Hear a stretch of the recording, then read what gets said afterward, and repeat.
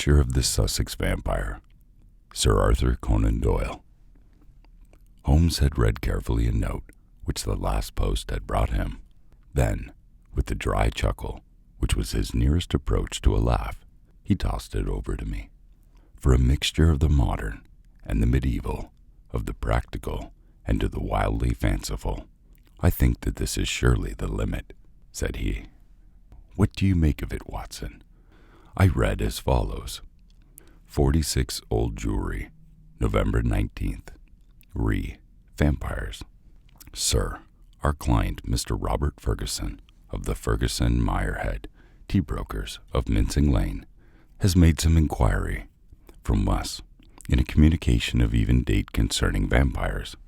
As our firm specializes entirely upon the asset of machinery, the matter hardly comes with our purview, and we therefore recommended Mr. Ferguson to call upon you and lay the matter before you.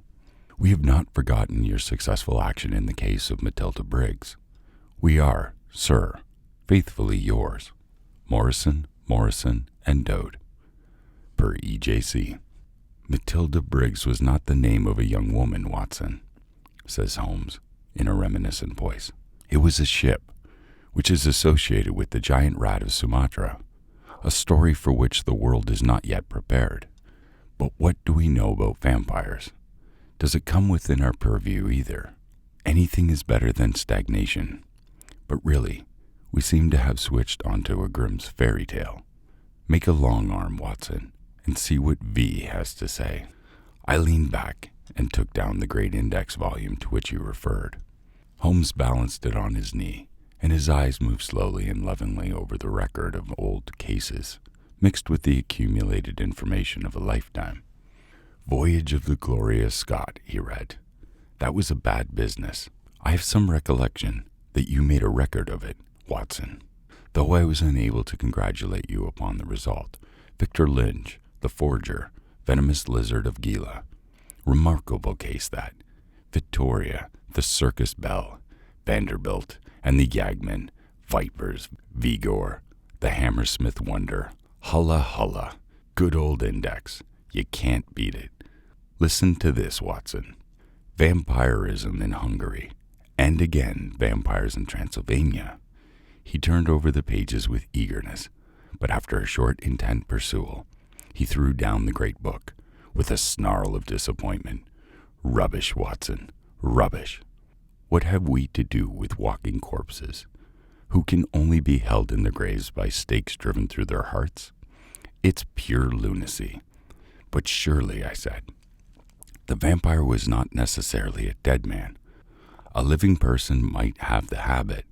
I have read, for example, of the old sucking the blood of the young in order to retain their youth. You are right, Watson. It mentions the legend in one of these references. But are we to give serious attention to such things? This agency stands flat-footed upon the ground, and there it must remain. The world is big enough for us. No ghost need apply. I fear that we cannot take Mr. Robert Ferguson very seriously. Possibly this note may be from him, and may throw some light upon what is worrying him. He took up a second letter, which had been lain unnoticed upon the table, while he had been absorbed with the first. This had began to read with a smile of amusement upon his face, which gradually faded away into an expression of intense interest and concentration. When he had finished, he sat for some little time, lost in thought, with the letter dangling from his fingers. Finally, with a start, he aroused himself from his reverie. Cheeseman's Lamberley. Where is Lamberley, Watson? It is in Sussex, south of Horsham. Not very far, eh? And Cheeseman's? I know that country, Holmes. It is full of old houses, which are named after the men who built them centuries ago. You get Audleys and Harveys and Carringtons. The folk are forgotten, but their names live in their houses. Precisely, said Holmes coldly. It was one of the peculiarities of his proud, self-contained nature that though he docketed any fresh information very quietly and accurately in his brain, he seldom made any acknowledgment to the giver. I rather fancy we shall know a good deal more about Cheeseman's Lamberley before we are through. The letter is this, as I had hoped, from Robert Ferguson, by the way he claims acquaintance with you. With me? You had better read it. He handed the letter across. It was headed with the address quoted. Dear Mr. Holmes, I have been recommended to you by my lawyers, but indeed the matter is so extraordinarily delicate that it is most difficult to discuss. It concerns a friend, who I am acting. This gentleman married some 5 years ago a Peruvian lady, the daughter of a Peruvian merchant, whom he had met in connection with the importation of nitrates. The lady was very beautiful, but the fact her foreign birth and of her alien religion has always caused a separation of interests and feelings between husband and wife, so that after a time his love may have cooled towards her, and he may have come to regard their union as a mistake. He felt that there were sides of character which he could never explore or understand. This was the most painful, as she was a loving wife, as a man could ever have, to all appearances absolutely devoted. Now for the point which I will make more plain when we meet. Indeed, this note is merely to give you a general idea of the situation, and to ascertain whether you would care to interest yourself in the matter. The lady began to show some curious traits, quite alien to her ordinarily sweet and gentle disposition. The gentleman had been married twice, and he had one son by the first wife. This boy was now 15, a very charming and affectionate youth, through unhappily injured, though, an accident in his childhood. Twice the wife was caught in the act of assaulting this poor lad, in the most unprovoked way. Once she struck him with a stick, and left a great weal on his arm. This was a small matter, however, compared to her conduct to her own child, a dear boy just 1 year of age. On one occasion, about a month ago, this child had been left by its nurse for a few minutes. A loud cry from the baby, as of pain, called the nurse back. As she ran into her room, she saw her employer, the lady, leaning over her baby and apparently biting its neck. There was a small wound in the neck, from which a stream of blood had escaped. The nurse was so horrified that she wished to call the husband, but the lady implored her not to do so, and actually gave her £5 as a price for her silence. No explanation was ever given, and for the moment the matter was passed over. It left, however, a terrible impression upon the nurse's mind, and from that time she began to watch her mistress closely, and to keep a closer guard upon the baby, whom she tenderly loved. It seemed to her that even as she watched the mother, so the mother watched her, and that every time she was compelled to leave the baby alone with the mother, was waiting to get at it. Day and night the nurse covered the child, and day and night the silent, watchful mother seemed to be lying in, waiting as if a wolf was waiting for a lamb. It must read most incredible to you, and yet I beg you to take it seriously, for a child's life and a man's sanity may depend upon it. At the last, there came one dreadful day when the facts could no longer be concealed from the husband. The nurse's nerve had given way. She could stand the strain no longer, and she made a clean breast of it all to the man. To him, it seemed as wild a tale as it may seem to you now. He knew his wife to be a loving wife, and save for the assaults upon her stepson, a loving mother. Why then should she wound her own dear little baby? He told the nurse that she was dreaming, that her suspicion were those of a lunatic, and that such libels upon her mistress were not to be tolerated. While they were talking, a sudden cry of pain was heard. Nurse and master rushed together to the nursery. Imagine his feelings, Mr. Holmes, as he saw his wife rise from a kneeling position beyond the cot and saw blood upon the child's exposed neck and upon the sheet. With a cry of horror, he turned to his wife's face, to the light, and saw all around her lips was blood. It was she beyond all question, who had drunk the baby's poor blood. So the matter stands. She is now confined to her room. There's been no explanation. The husband is half demented. He knows, and I know, little of vampirism beyond the name. We had thought it was for some wild tale of foreign parts. And yet, here in the very heart of the English Sussex, well, all this can be discussed with you in the morning. Will you see me? Will you use your great powers in aiding a distracted man? If so, kindly wire to Ferguson, Cheeseman's Lamberley, and I will look you up. And I will be at your rooms by 10 o'clock. Yours faithfully, Robert Ferguson. P.S. I believed your friend Watson played rugby for Blackheath, which I was 3/4 for Richmond. It is the only personal introduction which I can give. Of course I remembered him, said I as I laid down the letter. Big Bob Ferguson, the finest 3/4 Richmond ever had.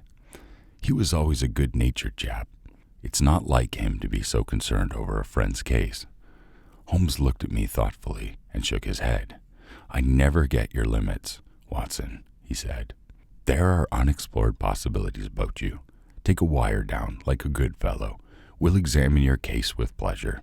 Your case? We must not let him think that this agency is a home for the weak-minded. Of course it is a case. Send him that wire, and let the matter rest till morning. Promptly at 10 o'clock next morning, Ferguson strode in at our room. I had remembered him as a long, slab-sided man with loose limbs and a fine turn of speed, which had carried him round many opposing back. There is surely nothing in life more painful than to meet the wreck of a fine athlete whom has known his prime. His great frame had fallen in, his flaxen hair was scanty, and his shoulders were bowed. I fear that I roused corresponding emotions to him. "Hullo, Watson," he said, and his voice was still deep and hearty. "You don't look quite the man you did when I threw you over the ropes into the crowd at the old Deer Park. I expect I have changed a bit also, but it's this last day or two that has aged me. I see by your telegram, Mr. Holmes, that it is of no use my pretending to be anyone's deputy. It is simpler to deal direct," said Holmes. "Of course it is. But you can imagine how difficult it is when you're speaking of the one woman who you are bound to protect and help. What can I do? How am I to go to the police with such a story? And yet the kiddies have got to be protected. It is madness, Mr. Holmes. It is something in the blood. Have you any similar case in your experience? For God's sake, give me some advice, for I am at wit's end." "Very naturally, Mr. Ferguson. Now sit here and pull yourself together and give me a few clear answers. I can assure you that I am very far from being at my wit's end, and I am confident that we shall find some solution. First of all, tell me, what steps have you taken? Is your wife still near the children?" "We have a dreadful scene. She is a most loving woman, Mr. Holmes. If ever a woman loved a man with all her heart and soul, she loves me. She was cut to the heart that I should have discovered this horrible, this incredible secret. She would not even speak. She gave no answer to my reproaches, save to gaze at me with such a sort of wild, despairing look in her eyes. Then she rushed to her room and locked herself in. Since then, she has refused to see me. She has a maid who was with her before her marriage, Dolores by name, a friend rather than a servant. She takes food to her. Then the child is in no immediate danger. Miss Mason, the nurse, has sworn that she will not leave it day or night. I can absolutely trust her. I am more uneasy about poor little Jack, for as I told you in my note, he has twice been assaulted by her. But never wounded? No, she struck him savagely. It is the most terrible, as he is a poor little inoffensive cripple." Ferguson's gaunt features softened as he spoke of his boy. "You would think that the dear lad's condition would soften anyone's heart. A fall in childhood and a twisted spine, Mr. Holmes, but the dearest, most loving heart within." Holmes had picked up the letter of yesterday and was reading it over. "What other inmates are there in your house, Mr. Ferguson?" "2 servants who have been long with us. 1 stable hand, Michael, who sleeps in the house, my wife, myself, my boy Jack, baby, Dolores, and Miss Mason. That is all." I gather that you did not know your wife well at the time of your marriage. I had only known her a few weeks. How long had this maid Dolores been with her? Some years now. Then your wife's character would really be better known by Dolores than by you. Yes, you may say so. Holmes made a note. I fancy, said he, that I may be of more use at Lamperley than here. It is eminently a case for personal investigation. If the lady remains in her room, our presence could not annoy or inconvenience her. Of course, we would stay at the inn. Ferguson gave a gesture of relief. It is what I hoped, Mr. Holmes. There is an excellent train at 2 from Victoria if you could come. Of course we could come. There's a lull at present. I can give you my undivided energies. Watson, of course, comes with us. But there are 1 or 2 points upon which I wish to be very sure before I start. This unhappy lady, as I understand it is, has appeared to assault both the children, her own baby and your little son. That is so, but the assaults take different forms, do they not? She has beaten your son, once with a stick and once savagely with her hands. Did she give no explanations why she struck him? None save that she hated him. Again and again she said so. Well, that is not unknown amongst stepmothers. A posthumous jealousy, we will say. Is the lady jealous by nature? Yes, she's very jealous, jealous with all the strength in her fiery tropical love. But the boy, he is 15, I understand, and probably very developed in mind. Since his body has been circumscribed in action, did he give you no explanation of these assaults? No, he declared there was no reason. Were they good friends at other times? No, there was never any love between them. Yet, you say he is affectionate? Never in the world could there be so a devoted son. My life is his life. My life is his life. He is absorbed in what I say or do. Once again, Mr. Holmes made a note. For some time he sat lost in thought. No doubt you and the boy were great comrades before the second marriage. You were thrown very close together, were you not? Very much so, and the boy, having so affectionate a nature, was devoted no doubt to the memory of his mother. Most devoted. He would certainly seem to be a most interesting lad. There is one other point about these assaults. Were there strange attacks upon the baby and the assaults upon your son at the same period? In the first case, it was so. It was as if some frenzy had seized her, and she had vented her rage upon both. In the second case, it was only Jack who suffered. Miss Mason had no complaint to make about the baby. That certainly complicates matters. I don't quite follow you, Mr. Holmes. Possibly not. One forms provisional theories and waits for time or fuller knowledge to explode them. A bad habit, Mr. Ferguson, but human nature is weak. I fear that your old friend here has given an exaggerated view of my scientific methods. However, I will only say at the present stage that your problem does not appear to me to be insoluble, and that you may expect to find us at Victoria at 2 o'clock.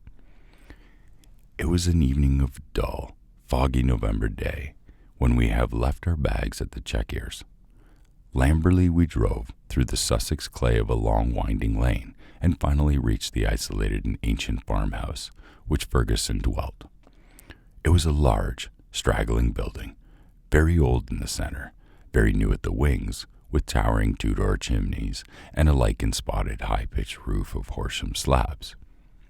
The doorsteps were worn into curves, and the ancient tiles which lined the porch were marked with the rubus of a cheese and a man after the original builder. Within the ceilings were corrugated with heavy oak beams, and the uneven floors sagged into sharp curves. An odor of age and decay pervaded the whole crumbling building. There was one very large central room into which Ferguson led us. Here, in a huge old-fashioned fireplace with an iron screen behind it dated 1670, there blazed and spluttered a splendid log fire. The room, as I gazed round, was a most singular mixture of dates and of places. The half-paneled walls may well have belonged to the original yeoman farmer of the 17th century. They were ornamented, however, on the lower part of the line of well-chosen modern watercolors, while above, very yellow plaster took the place of oak. There was a hung fine collection of South African utensils and weapons, which had been brought, no doubt, by the Peruvian lady upstairs. Holmes rose with that curiosity which sprang from his eager mind and examined them with some care. He returned with eyes full of thought. "Holla!" he cried. "Holla!" A spaniel had lain in the basket in the corner. It came slowly forward towards master. Walking with difficulty, its hind legs moved irregularly, and its tail was one on the ground. It licked Ferguson's hand. "What is it, Mr. Holmes?" "The dog. What's the matter with it?" That's what puzzled the vet. A sort of paralysis, spinal meningitis, he thought. But it is passing. He'll be all right soon, won't you, Carlo? A shiver of assent passed through the drooping tail. The dog's mournful eyes passed from one of us into the other. He knew that they were discussing the case. Did it come on suddenly, in a single night? How long ago? It may have been more than 4 months ago. Very remarkable, very suggestive. What do you see in it, Mr. Holmes? A confirmation of what I had already thought. For God's sakes, what do you think, Mr. Holmes? It may be a mere intellectual puzzle to you, but it is life and death to me. My wife, a would-be murderer, my child in constant danger. Don't play with me, Mr. Holmes. It is terribly serious. The big rugby 3/4 was trembling all over. Holmes put his hand soothingly upon his arm. I fear that there is pain for you, Mr. Ferguson. Whatever the solution may be, said he, I would spare you all I can. I cannot say more for the instant, but before I leave this house, I hope I may have some definite answer. Please God you may. If you will excuse me, gentlemen, I will go up to my wife's room and see if there has been any change. He was away for some minutes, during which Holmes resumed his examination of the curiosities upon the wall. When our host returned, it was clear from his downcast face that he had made no progress. He brought with him a tall, slim, brown-faced girl. The tea is ready, Dolores, said Ferguson. See that your mistress has everything that she wish. She vera ill, cried the girl, looking with indignant eyes at her master. She no ask for food. She vera ill. She need doctor. I frightened to stay alone with her without doctor. Ferguson looked at me with a question in his eyes. I should be so glad if I could be of use. Would your mistress see Dr. Watson? I take him. I no ask leave. She needs doctor. Then I'll come with you at once. I followed the girl, who was quivering with strong emotion, upon the staircase and down an ancient corridor. At the end was an iron-clamped and massive door. It struck me as I looked at it that if Ferguson tried to force his way to his wife, he would find it no easy matter. The girl drew a key from her pocket, and the heavy oaken planks creaked upon their old hinges. I passed in, and she swiftly followed, fastening the door behind her. On the bed, a woman was lying, who was clearly in high fever. She was only of half consciousness, but as I entered, she raised a pair of frightened but beautiful eyes and glared at me in apprehension. Seeing a stranger, she appeared to be relieved and sank back with a sigh upon the pillow. I stepped up to her with a few reassuring words, and she lay still while I took her pulse and temperature. Both were high, and yet my impression was that the condition was rather that of a mental and nervous excitement than of any actual seizure. She lie like that 1 day, 2 day. I afraid she die, said the girl. The woman turned her flushed and handsome face towards me. Where is my husband? He is below, and would wish to see you. I will not see him. I will not see him. Then she seemed to wander off into a delirium. A fiend, a fiend. Oh, what shall I do with this devil? Can I help you in any way? No, no one can help. It is finished. All is destroyed. Do what I will, all is destroyed. The woman must have some strange delusion. I could not see honest Bob Ferguson in the character of fiend or devil. Madame, I said, your husband loves you dearly. He is deeply grieved at this happening. Again she turned on me with those glorious eyes. He loves me, yes, but I do not love him. I do not love him even to sacrifice myself rather than to break his dear heart. That is how I love him. And yet he could think of me. He could speak of me so. He is full of grief, but he cannot understand. No, he cannot understand, but he should trust. Will you not see him? I suggested. No, no. I cannot forget these terrible words, nor the look upon his face. I will not see him. Go now. You can do nothing for me. Tell him only one thing. I want my child. I have a right to my child. That is the only message I can send him. She turned her face to the wall and would say no more. I returned to the room downstairs where Ferguson and Holmes still sat by the fire. Ferguson listened moodily to my account of the interview. How can I send her the child, he said. How do I know what strange impulse might come upon her? How can I ever forget how she rose from the bed with its blood upon her lips? He shuddered at the recollection. The child is safe with Miss Mason, and there he must remain. A smart maid, the only modern thing which we had seen in the house, had brought some tea in. As she was serving it, the door opened, and Youth entered the room. He was a remarkable lad, pale-faced and fair-haired, with excitable light blue eyes which blazed into a sudden flame of emotion and joy as they rested upon his father. He rushed forward and threw his arm around his neck with the abandon of a loving girl. "Oh, Daddy," he cried, "I do not know what they were to do yet. I should have been here to meet you. Oh, I am so glad to see you." Ferguson gently disengaged himself from the embrace with some little show of embarrassment.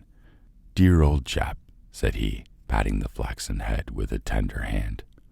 "I came early because my friends, Mr. Holmes and Dr. Watson, have been persuaded to come down and spend an evening with us." "Is that Mr. Holmes, the detective?" "Yes." The youth looked at us with a very penetrating, and as it seemed to me, unfriendly gaze. "What about your other child, Mr. Ferguson?" asked Holmes. "Might we make the acquaintance of the baby?" "Ask Miss Mason to bring the baby down," said Ferguson. The boy went off with a curious, shambling gait, which told my surgical eyes that he was suffering from a weak spine. Presently he returned, and behind him came a tall, gaunt woman, bearing in her arms a very beautiful child, dark-eyed, golden hair, and a wonderful mixture of Saxon and the Latin. Ferguson was evidently devoted to it, for he took it into his arms and fondled it most tenderly. "Fancy anyone having the heart to hurt him," he muttered as he glanced down at the small, angry red pucker upon the cherub throat. It was at this moment that I chanced to glance at Holmes and saw a most singular intentness in his expression. His face was as set as if it had been carved out of an old ivory, and his eyes, which had glanced for a moment at father and child, were now fixed with eager curiosity upon something at the other side of the room. Following his gaze, I could only guess that he was looking out through the window at the melancholy dripping garden. It is true that a shutter had half closed outside and obstructed the view, but nonetheless it was certainly at the window that Holmes was fixating his concentrated attention. Then he smiled, and his eyes came back to the baby. On its chubby neck there was this small puckered mark. Without speaking, Holmes examined it with care. Finally he shook one of the dimpled fists, which waved in front of him. "Goodbye, little man. You have made a strange start in life. Nurse, I should wish to have a word with you in private." He took her aside and spoke earnestly for a few minutes. I only heard the last words, which were, "Your anxiety will soon, I hope, be set at rest." The woman, who seemed to be a sour, silent kind of creature, withdrew with the child. "What is Miss Mason like?" asked Holmes. "Not very prepossessing externally, as you can see, but a heart of gold and devoted to the child. "Do you like her, Jack?" Holmes turned suddenly upon the boy. His expressive mobile face shadowed over, and he shook his head. "Jackie has very strong likes and dislikes," said Ferguson, putting his arm round the boy. "Luckily, I am one of his likes." The boy cooed and nestled upon his head upon his father's breast. Ferguson gently disengaged him. "Run away, little Jackie," said he. And he watched his son with loving eyes until he disappeared. "Now, Mr. Holmes," he continued when the boy was gone, "I really feel that I have brought you on a fool's errand. For what you can possibly do to give me your sympathy, it must be an exceedingly delicate and complex affair from your point of view." "It is certainly delicate," said my friend, with an amused look. "But I have not been struck up to now with its complexity. It has been a case for intellectual deduction, but with its original intellectual deduction is confirmed point by quite a number of independent incidences. When the subjective becomes objective, and we can say confidently that we have reached our goal, I had, in fact, reached it before we left Baker Street, and the rest has merely been observation and confirmation." Ferguson put his big hand to his forehead. "For heaven's sakes, Holmes," he said hoarsely, "if you can see the truth in this matter, do not keep it in suspense. How do I stand? What shall I do? I care nothing as to know how you have found your facts, so long as you have really got them. Certainly I owe you an explanation, and you shall have it, but you will permit me to handle the matter in my own way. Is the lady capable of seeing us, Watson? She is ill, but she is quite rational. Very good. It is only in her presence that we can clear the matter up. Let's go up to her." "She will not see me," cried Ferguson. "Oh, yes, she will," said Holmes. He scribbled a few lines upon a sheet of paper. "You at least have the entree, Watson. Will you have the goodness to give this to the lady?" I ascended again and handed the note to Dolores, who cautiously opened the door. A minute later I heard a cry from within, a cry in which joy and surprise seemed to be blended. Dolores looked out. "She will see them. She will listen," she said. At my summons, Ferguson and Holmes came up. As we entered the room, Ferguson took a step or two towards the wife. He had raised herself in the bed, but she held out her hand to repulse him. He sank into an armchair, while Holmes seated himself beside him, after bowing to the lady, who looked at him with a wide eye of amazement. "I think we can dispense with Dolores," said Holmes. "Oh, very well. Madam, if you would rather she stayed, I see no objection. Now, Mr. Ferguson, I am a busy man with many calls, and my methods have to be short and direct. The swiftest surgery is the least painful. Let me first say what will ease your mind. Your wife is a very good, a very loving, and a very ill-used woman." Ferguson sat up with a cry of joy. "Prove that, Mr. Holmes, and I am your debtor forever. I will do so, but in doing so, I must wound you deeply in another direction. I care nothing so as long as you clear my wife. Everything on earth is insignificant compared to that. Let me tell you, then, the train of reasoning which passed through my mind in Baker Street. The idea of a vampire was to me absurd. Such things do not happen in criminal practice in England, and yet your observation was precise. You had seen the lady rise from the bed of the child's cot, with the blood upon her lips. I did. Did it not occur to you that a bleeding wound may be sucked from other than purpose than to draw the blood from it? Was there not a queen in English history who sucked such a wound to draw poison from it? Poison? A South American household. My instinct felt that the presence of those weapons upon the wall before my eyes wherever saw them. It might have been other poisons, but that was what occurred to me. When I saw that little empty quiver beside the small bird bough, it was just what I expected to see. If the child was pricked with one of those arrows dipped in curare, or some other devilish drug, it would mean death if the venom were not sucked out.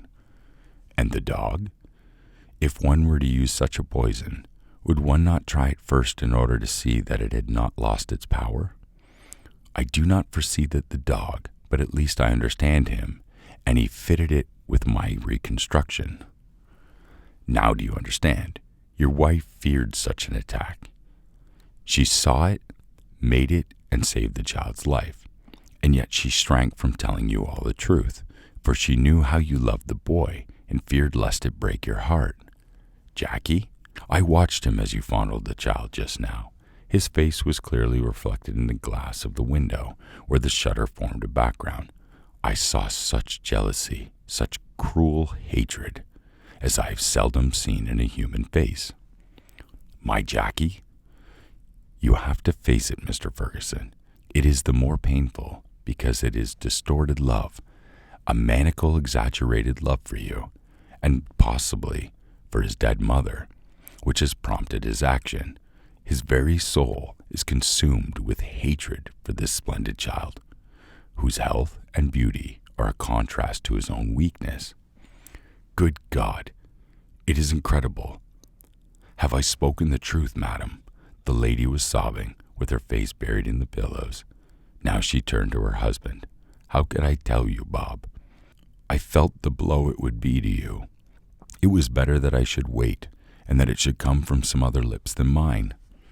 When this gentleman, who seems to have powers of magic, wrote that he knew all, I was glad.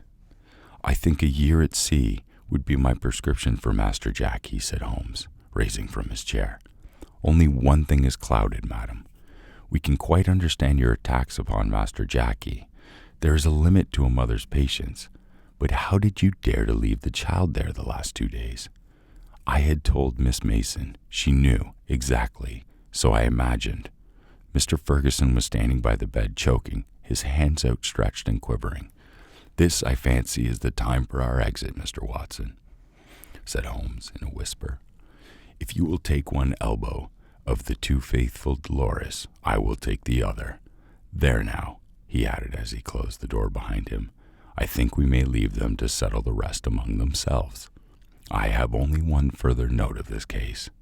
It is the letter which Holmes read in the final answer to that which the narrative begins. It read thus: Baker Street, November 21st, Reeve Vampires. Sir, referring to your letter of the 19th, I beg to state that I have looked into the inquiry of your client, Mr. Robert Ferguson of Ferguson and Meyerhead, tea brokers of Mincing Lane, and that the matter has been brought to a satisfactory conclusion with the thanks to your recommendation. I am, sir, faithfully yours, Sherlock Holmes.